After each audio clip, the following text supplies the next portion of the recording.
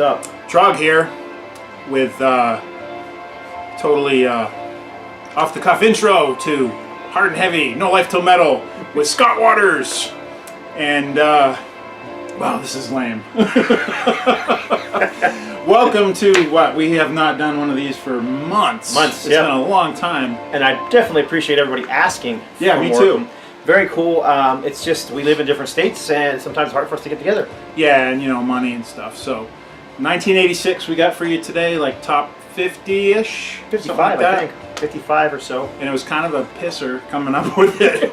Which it always is, right? It always is, but this time I really labored over this one. Yeah, this took us about a month or two to whittle it down. Yeah, I mean, some of the stuff I cut I love, so, yep. And then there's stuff that he really liked that I'm not as much into, Right. So it was a little easier to pass. Our top 10s usually came pretty close. But our top 5 was pretty much right on. Yeah. We pretty much had the same things for top Especially, 5. definitely the top 4. Oh, yeah. Yep. Anyhow, go ahead. All right. We'll start. Well, you got a few more, so why don't you go ahead? Okay. Now, these top 40 or so are not necessarily in any order. We did do kind of an order, but... Right. It's only general until we get to the top 15. 15, yeah. So right now we're just going to go with the bottom of the barrel, but not because we think they're not good. Right. And a lot of these ones at the bottom, I don't even know them. I wasn't as into metal this year. I think, especially on a lot of the thrash stuff, I think I just didn't follow it. Scott did, I didn't. I love the thrash stuff, so. Yeah. So go for it. Alright, so first one I picked, and this one neither one of us had on vinyl, but this is Creator, Pleasure to Kill, German thrash metal. This was their second full-length album, I believe.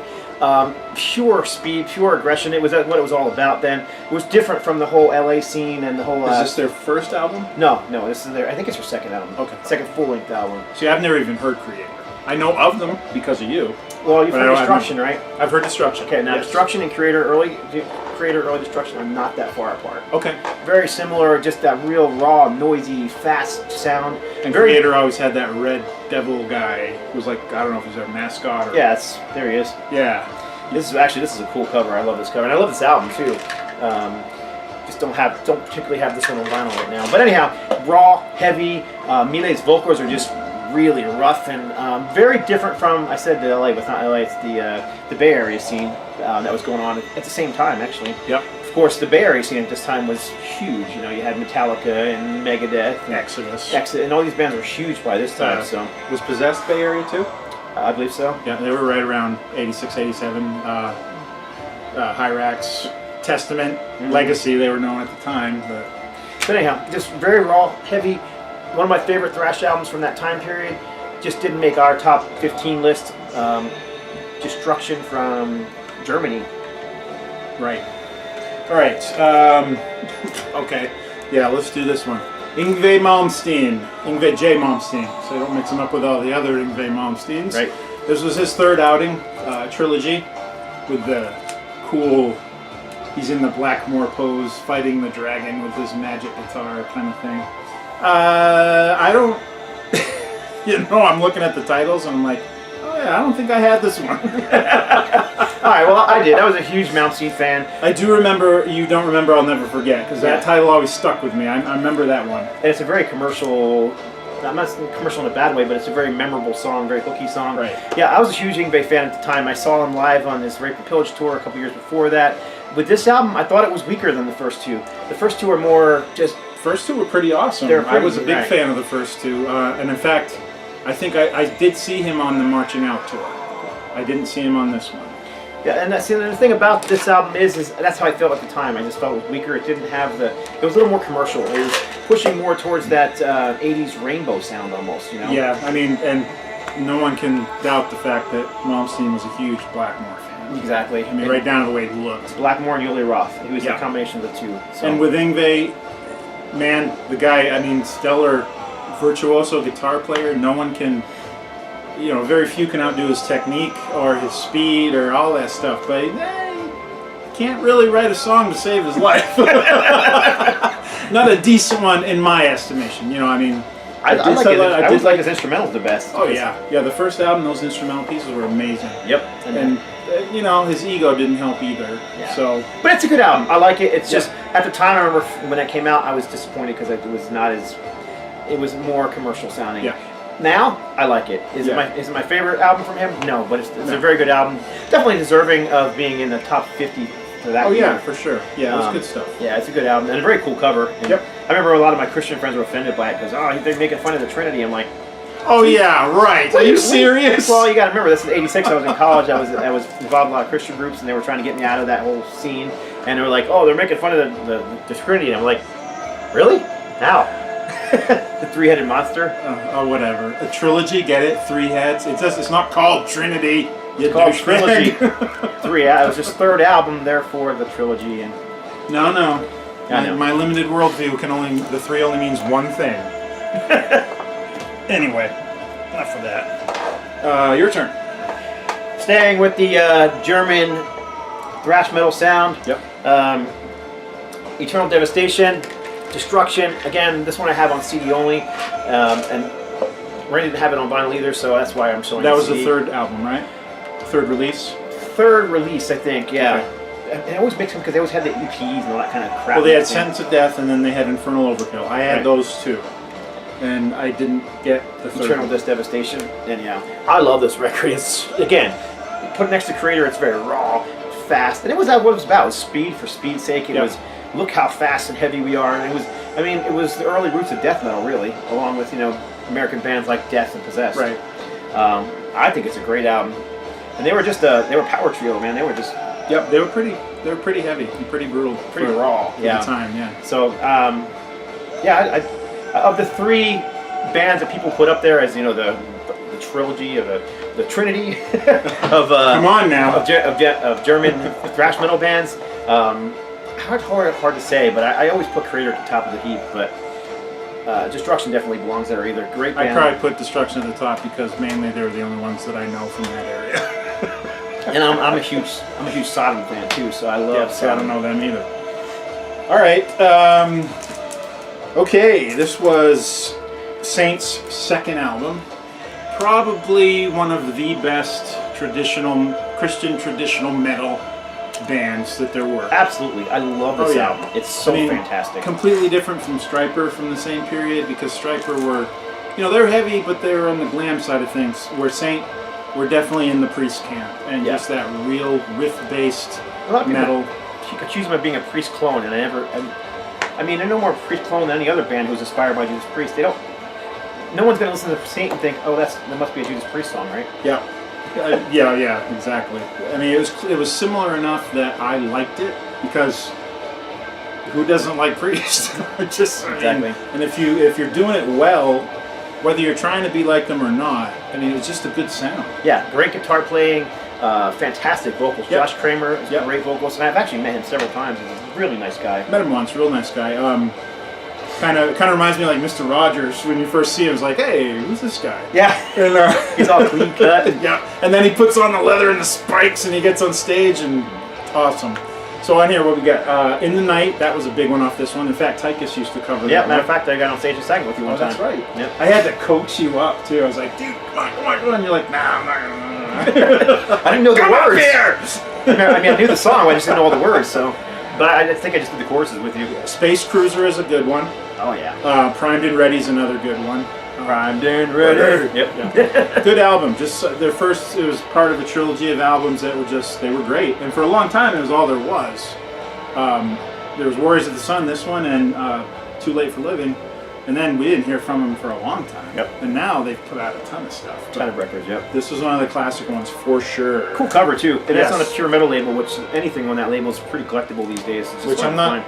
Now this has got to be some kind of scripture reference. It is. Matter of fact, if I'm not mistaken, the Revelation scripture may be on the back somewhere. Oh yeah, it is. And I stood upon the sand of the sea and saw a beast rise up out of the sea, having 7 heads and 10 horns, and upon his heads the name of blasphemy. Now, I see 3 heads.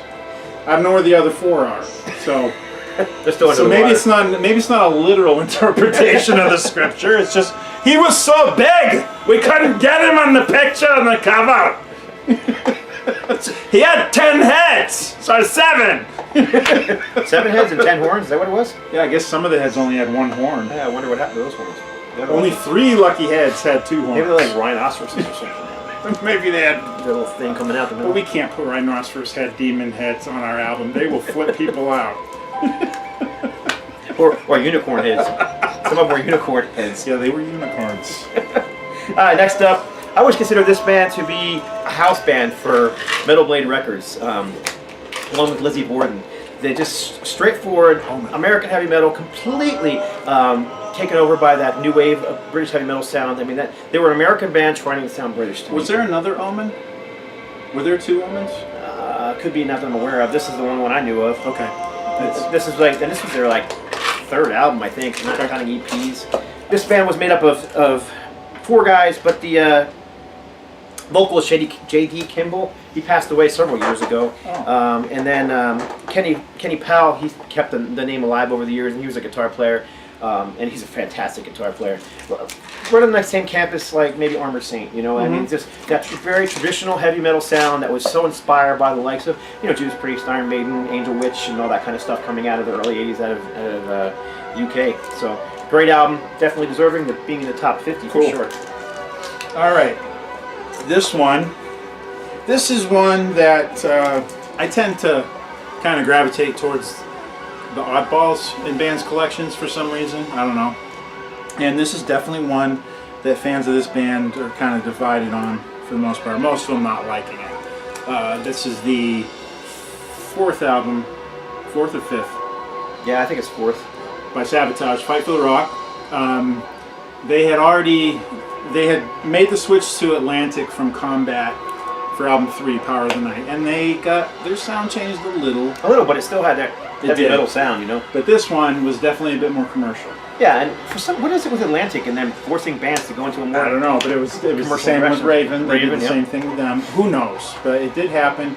So a lot of fans were kind of divided on this one. I like it, and I like it mainly for the reason that they did cover the Badfinger song Day After Day, because there's something about John Oliver's voice that it just gets to me when he's singing. I mean, he's got a brutal voice when he wants to, but then when he's singing a ballad, there's just something about the quality of his voice. It just rips my heart out, and that's a rip your heart out song anyway. So another Out on the Streets, another cut that's a lot like that. Lady in Disguise is similar.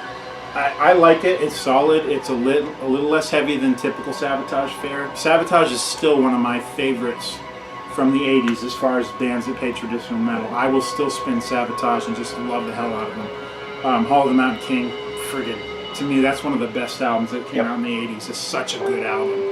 And so Fight for the Rock, love it or hate it, I think it's worth it. I still think it's better than most of the stuff that came out that year.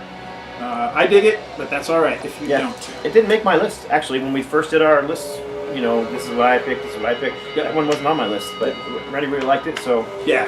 We both have some of those on here. It's gotten a little thin, slim pickings for me as we're getting later into the 80s, because I wasn't in the center of the metal stuff as much as I was earlier. So it's actually getting a little harder as we're getting into the later 80s for me.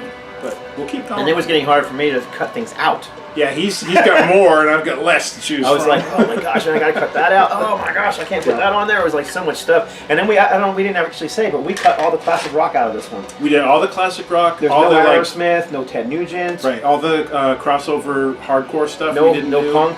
And we cut out all the most of the glam metal too, all the pop metal. Yep. Most of it, yeah. So we definitely. We had to. There was just too much. Yep. We made a. But there was also there was a ton that I just did not. I had no inkling about. But we just made a conscious decision. That was right away too. Yeah. Let's take off the classic rock stuff because there was always that thing: is this really metal or not? Because I could have addressed more of the classic rock and punk stuff that we cut out than I could. Because I think, '86. That was definitely when I started getting turned on to things like Dead Kennedys and Suicidal Tendencies and all that punk stuff that. You know, most metalheads weren't really into yet. I mean, the crossover hadn't really happened. It was starting to happen. You know. Okay, next up, this is Savage Grace. Freaking fantastic album. I saw these guys live on this tour. I just remember it was at the Penny Arcade in Rochester, New York. I just remember being right in front of the stage and banging my head the entire time. So into it. I got to meet afterwards the guitar player with the blonde hair, whose name I forgot. I don't remember what his name is. His name's back here, but I can't remember if he was actually the guy that was on tour with him or not. But he was so cool afterwards. He invited me and my buddy backstage, and Gave us both drinks, and of course we were underage, so that was really smart. But yeah, but cool for you. Yeah. So anyhow, I love this record. It's just speed metal is what I call it. It's not quite thrash, but it's a little bit faster than the Armored Saints or Omens and stuff like that. What would you say was the ultimate speed metal band ever, in your estimation? Wow. Maybe Agent Steel. That was the first one that came to mind. See, I don't know that I can really differentiate thrash and speed. And the difference between thrash and speed metal, to me, there's not a whole lot of huge difference. Usually, when there's less rawness to it, less riffing, and there's clean vocals, I usually tend to call it speed metal. Okay. Like Deliverance, Weapons of Warfare. I mean, some people call it a thrash album, but I mean, you put that up next to Creator, it's like two different animals. True. So that's kind of where I. So it's really speed and thrash. You're really starting to split hairs. You're splitting hairs. Okay. Yeah. So anyhow, that's what you're going to get with Savage Grace, and I believe this was their second full-length album. Yeah, I think it was their second full-length album. I could be wrong. I don't know. They had two full-length albums out, a couple of EPs, and these guys are from LA, but they don't look like your typical LA band. No, definitely not. No, they were a metal band. 86. So, yeah, so Metal Blade Records, released Restless Records. Yeah, and then they always had the controversial covers too. They were always really very sexist. Oh, is that the one? This is the one, the band that had the cop and the girl was chained to his motorcycle? Yeah. And then the first one had the girl and the bondage girl on the front cover. Yeah. And then they had the one. Anyhow, yeah, there was always a girl in there, and this one's actually probably less that way. But this is kind of Spinal Tap-ish, you know. Oh yeah. Remember? Yeah, I mean, because but she's not smelling the glove. She's not She's smelling the axe. Smell the axe. What is it? After the fall from grace. Fall from grace, and yeah, basically she's. You know, there's the chopping block. And the axe handle is very phallic if you look at it. I don't want to know. There you go. Anyhow. Okay. It's like, so Saxon, Rock for the Nations. Or Rock the Nations. Why did I think it was Rock for the Nations? That's how familiar I am with that. I don't even know the title. No. But anyway, this came much later. Like early 2000 is probably when I got into this record. When I revisited the Saxon catalog, I was like, all right, I want all of it because I like Saxon. So... Okay, what's on here that's memorable? Party Till You Puke. Party Till You Puke's the only one I remember. Absolutely terrible song. I don't know what they were thinking. And then there's two songs on here that feature Elton John as a guest on there. Get out. He is? I didn't know that. Yeah, I'm pretty sure. Elton John appears courtesy of Geffen Records. I did not know that. And Party Till You Puke is one of those songs that he appears on. Elton John, Party Till You Puke, buddy. I don't want to know what you're puking on. This was a blatant attempt, to me, it was a blatant attempt at Def Leppard. They were trying to capture the American market. Once again, Saxon always seemed like they were grabbing for the American market and never being able to. Yeah, that's a good point. They were definitely like, sailing to America, just like Def Leppard did. Yeah, they were always grabbing for it and just never could quite catch on like Def Leppard did. And this really, album was a definite attempt at that sound. And this is another one of the new wave of British heavy metal originals. And one of probably the top 5 that got bigger than the other ones did. Oh yeah, definitely Saxon was up there, if not top. And they were huge in top 4 in Europe. Love Saxon really, so I'm always gonna have something that I like on every Saxon album because I like their sound. Yeah. Was this after Destiny? No, that was one before, I believe. Now Destiny was even more of a commercial grab. Yes, I thought, and that one. I kind of missed this one coming out at all in '86. I remember when Destiny came out because it had the Christopher Cross song, which actually I like. Yeah, sound to it. But what is it called? Run Like the Wind. That's it. Ride Like the Wind. Ride Like the Wind. That's a great song. It is a great song, and they did a great version of it. It's just at the time, it was such an odd choice for Saxon, for a metal band. Yeah, really. But really, if you think about it, not that odd. Judas Priest had already had hits with Joan Baez cover and Fleetwood Mac cover, so not that odd if you really thought about it. But we were kids, we didn't really know. You need to think about it. This year, '86, Saxon were trying for that commercial sound. They weren't the only ones. Oh hell no! I mean, no, and the whole hair metal movement that infected everybody. Yep, right down to Judas Priest. Yep, Judas Priest, Iron Maiden got affected by it. Everybody. Raven. Yep, you started having the synth guitars sitting there, and yep. So it's not just they weren't one of the only ones. That's for sure. Yeah, no one was immune to it really. All right. Another of the German thrash metal bands. This one was never in that top 3. They're less known. Excuse me, their sound changed, but here they were just raw. Cool cover. Thrash metal. Angel Dust. Love Angel Dust. I like all the Angel Dust stuff, right down to their power metal stuff. And they haven't put an album out in quite a while, but when I hear they're working on a new album, that'd be great. So But yeah, this is just thrash metal. But unlike the Destruction, Creator, and Sodom, this definitely was more influenced by the American thrash sound. Mm-hmm. You can hear that. You can hear the kind of Metallica in here and the Megadeth and that kind of sound, But it's definitely got a German sound too, so it's kind of a mix. Okay. But it's a great album. This is actually a reissue. This one's hard to find in the original. This is the No Remorse reissue from Greece, so glad to have it. But And yeah, these guys, I never heard of them back in the day. That was a band I'd just never heard of. they put out, this is their first album. Their second album they continued was a year or two after this one, and that album was continued to be thrash, but it was more refined. Okay. They got more, I don't know, here you could just tell they were trying to prove how heavy they were. They're trying to, we are thrash metal, that. Yeah, exactly. And that's exactly what you got here. With the next album, they refined themselves, and you can start hearing the more of the power metal sounds going on. And then with albums after that, it was pure heavy metal, power metal stuff. So Awesome. anyhow, What were the vocals like on that? More clean? they were a little gravelly on there. They got clean later. Okay. On here, it's very thrashy. Not quite, Destruction, Sodom, Right. but Okay.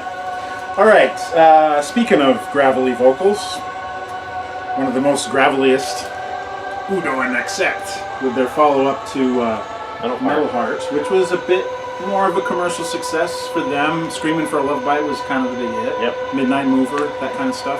Great album, great songs on it. Saw him on that tour. Only time I saw Accept was on that tour. This was the next one.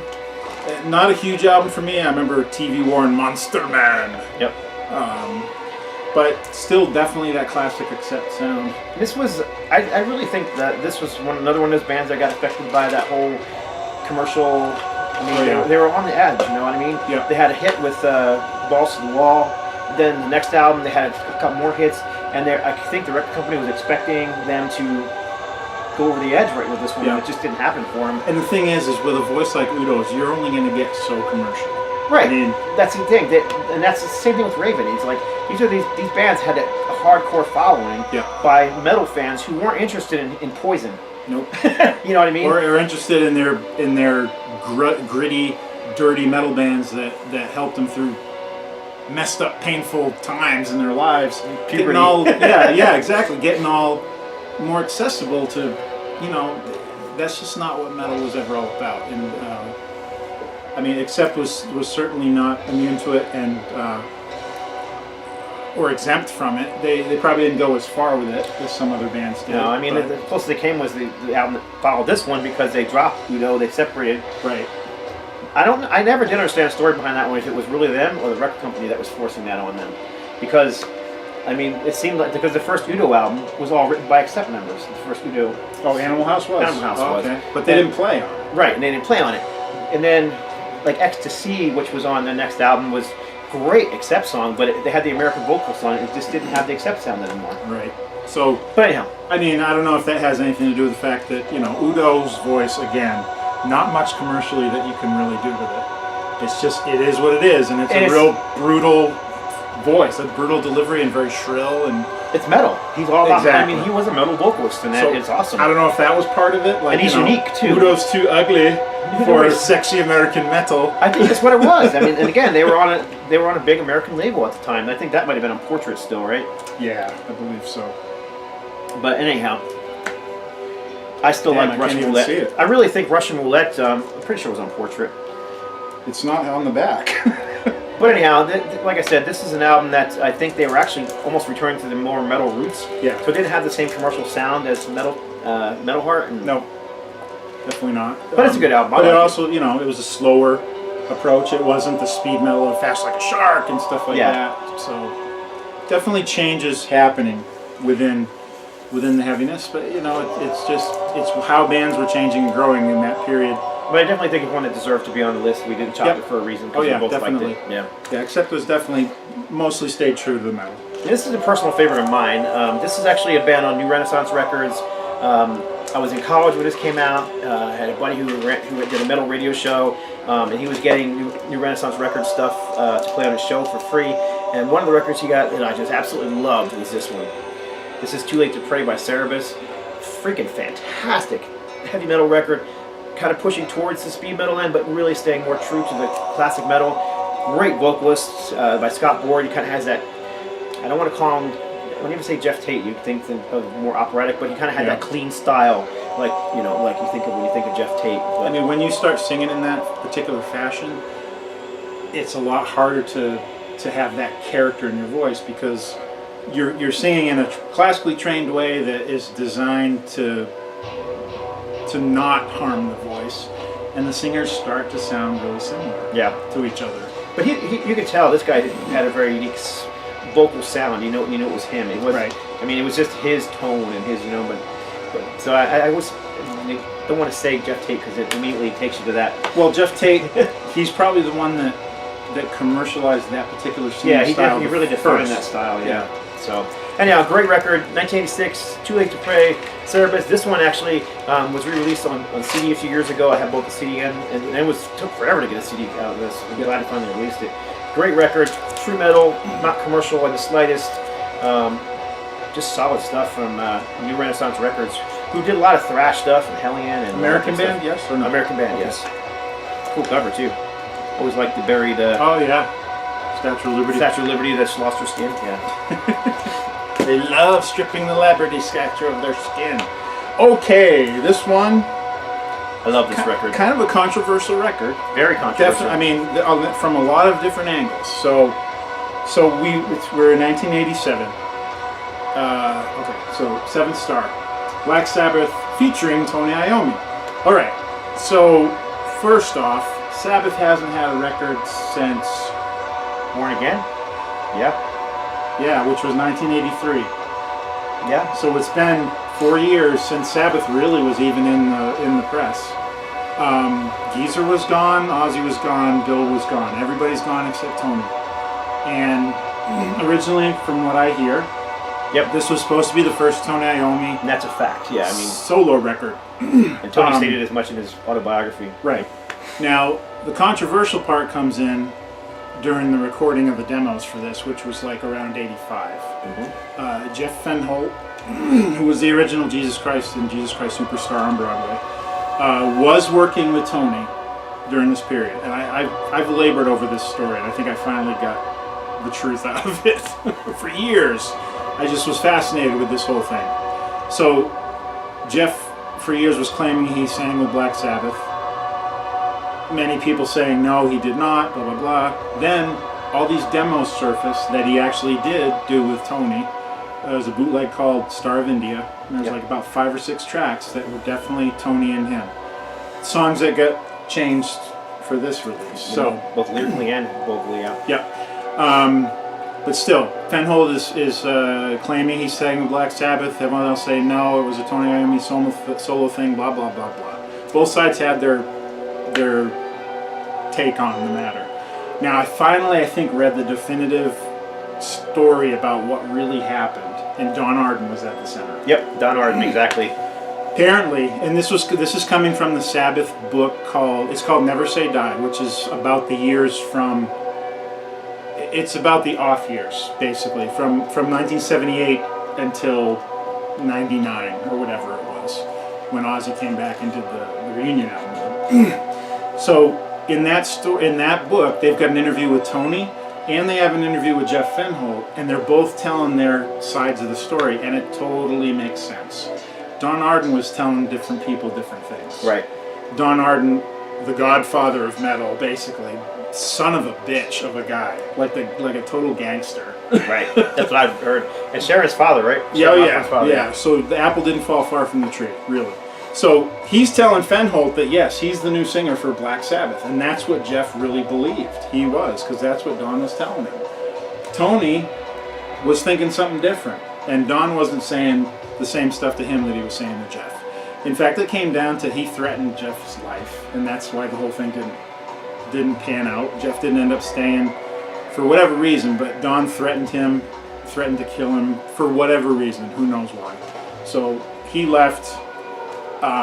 Very, very weird. So we get this album finally. Glenn Hughes of Deep Purple. Deep Purple singing, yep. Yeah, bass and vocals, which is funny because Born Again and this both featured Deep Purple singers, which is kind of cool. And Glenn Hughes, wow. What a voice. What an awesome voice.